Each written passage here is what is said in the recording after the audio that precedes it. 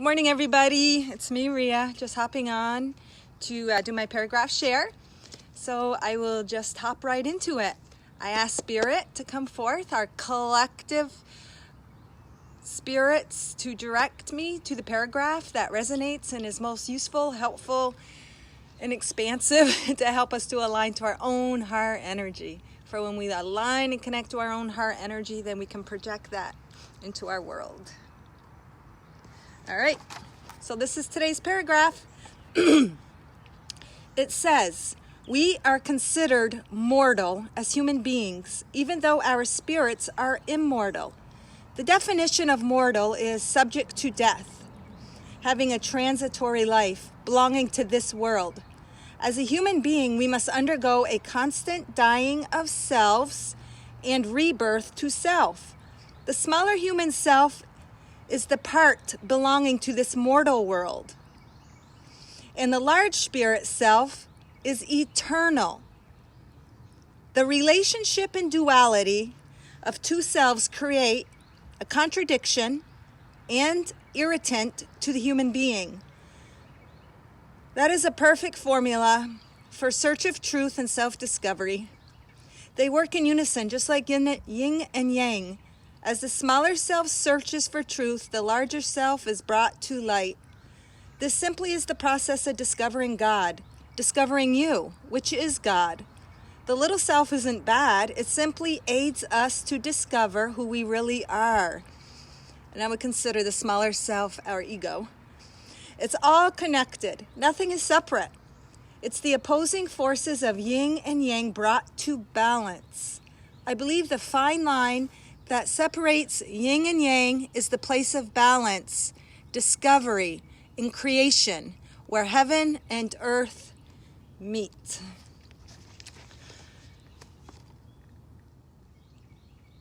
So, what I receive from this is the ego, the smaller self, the one with the limited perception, the self part of us that kind of lives by what we see, that kind of lives in this external world, the illusion, the manifestation of what we create on the earthly realm.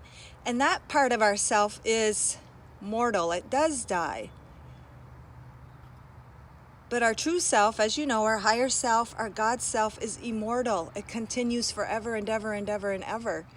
And it's kind of like the perfect little contradiction within us. As a human being, we have that part that is constantly dying, and then we have that constant part that never dies. And the part, what this paragraph says, is that little self, the ego that dies to beliefs, limitation, that expands beyond the walls and limits that it perceives. As it expands and dies, say dies to an old idea, every time it dies, the eternal part of ourselves gets bigger, it gets brighter, it becomes in our more conscious awareness. It's really kind of fascinating.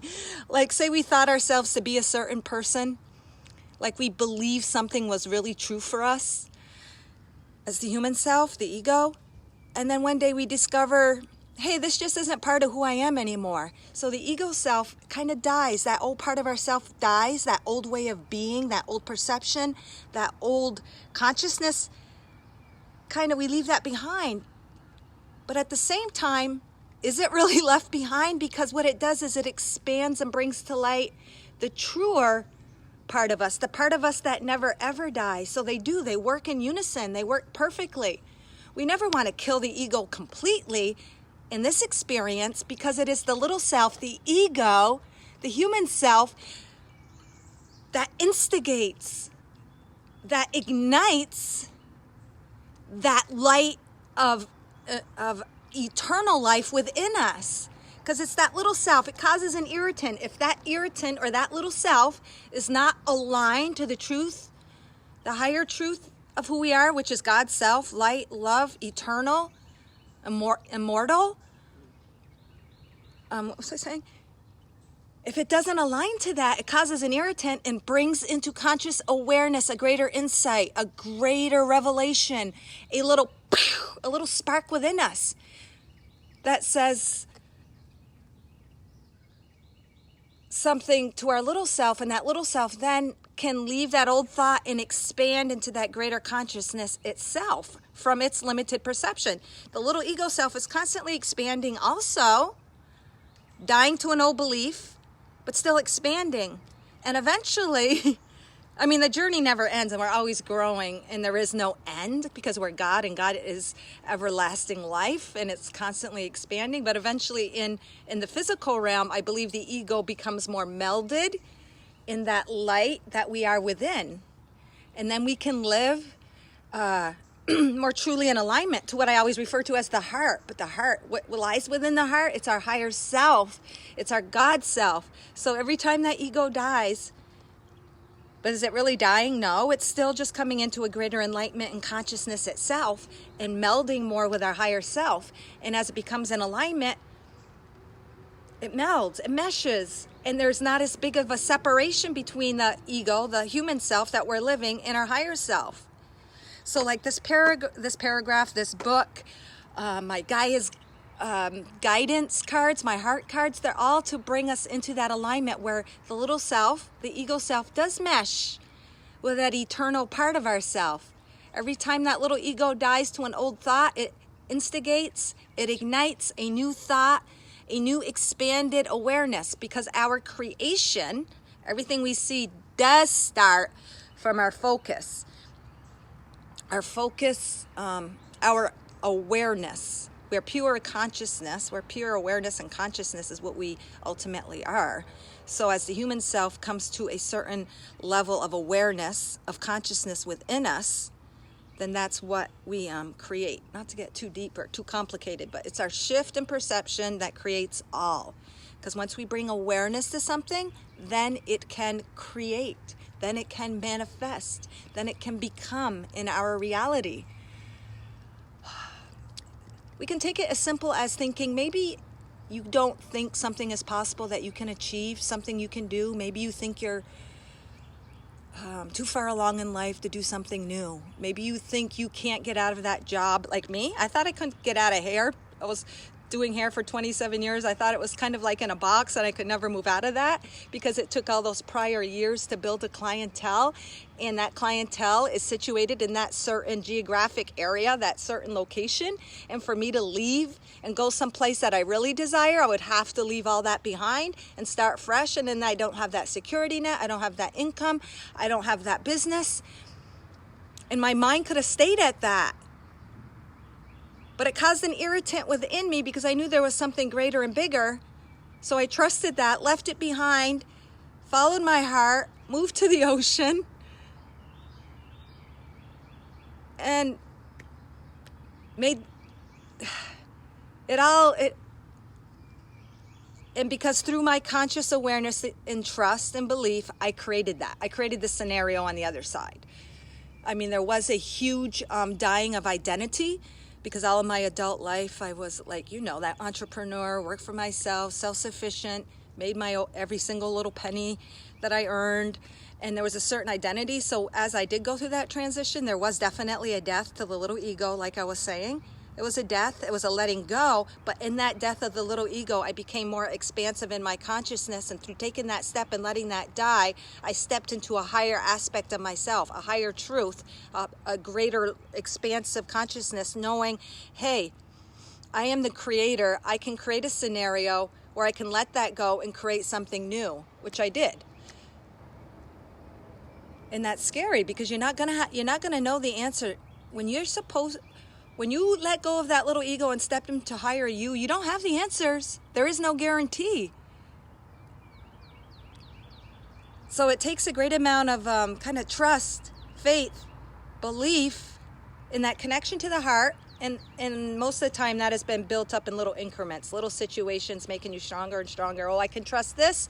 Okay, then I can trust this, then I can trust this, then I can trust this. And you keep going up the ladder into a greater expanse of consciousness and stepping into a more fully recognized you along the way. So that has to die. That part has to die. But it has to die because they say that two thoughts can't hold the same space. So you can't really hold on to that limiting thought of, okay, I am this identity. I have to live by this. How in the heck am I going to do it? I have no clients, or I can't do hair, or whatever it is. All those can'ts and all that limited thinking can't hold the same space as I am all creator. Everything will work out for me. Everything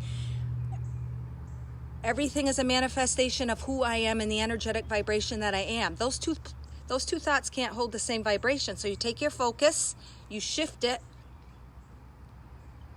to what you want to believe, the perception and the awareness that you want to create. And then that is what's created.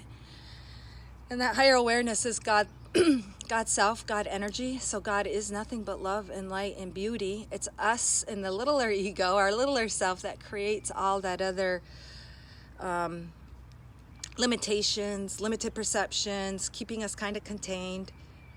So holy cow, you are a master manifester. You are the creator of your reality. You are a magician. When you choose to step out and let that little ego go by the wayside, or whatever that experience was of little ego, take the ego with you. Just take that old experience ego was holding on to, but take that little self with you. Take yourself with you to expand to the next level. So that self, I still have my ego self. I still have myself. It's the same.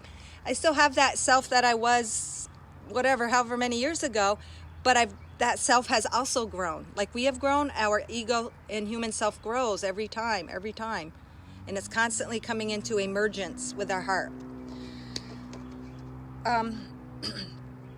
So this is just telling us the little self is merging with the higher self. It's yin and yang. It's a beautiful thing. Say thank you, ego. God bless you. You are an irritant that causes me to become more in alignment to my God self. And every time you do that, or every time I do that, you are proving it to yourself. You are like, God, you're just this light that creates, this light that is integrated with the little ego, and it's merging and it's growing and it's expanding, and there's nothing but love and light. When you have that perception, that's what you create. So just say thank you to your little ego, and know that it is there to cause an irritant for you to grow, to expand, so you become more in alignment to what's in your heart and expand the little ego, and you expand with your God self, and eventually it merges, and there is no difference. And even in that state, you still keep expanding and growing and expressing. All right, guys, hopefully this made a little sense to you. I know it just kind of got a little repetitive there, but just wanted to make that point, that all is a blessing, and your little self and ego are not an enemy. They are a gift. They are a gift to get you to connect to who you really are. You already are who you really are, but to express that in a conscious awareness. All right, guys, love you. Have an awesome, awesome day. As you can see here, it's really beautiful. It's not dark and dreary like it was yesterday. And like I said, those days are to help to internalize and reflect. I didn't go out running yesterday and didn't really get any exercise in. So today is an active day with the sun shining. It activates. All right, guys, love you.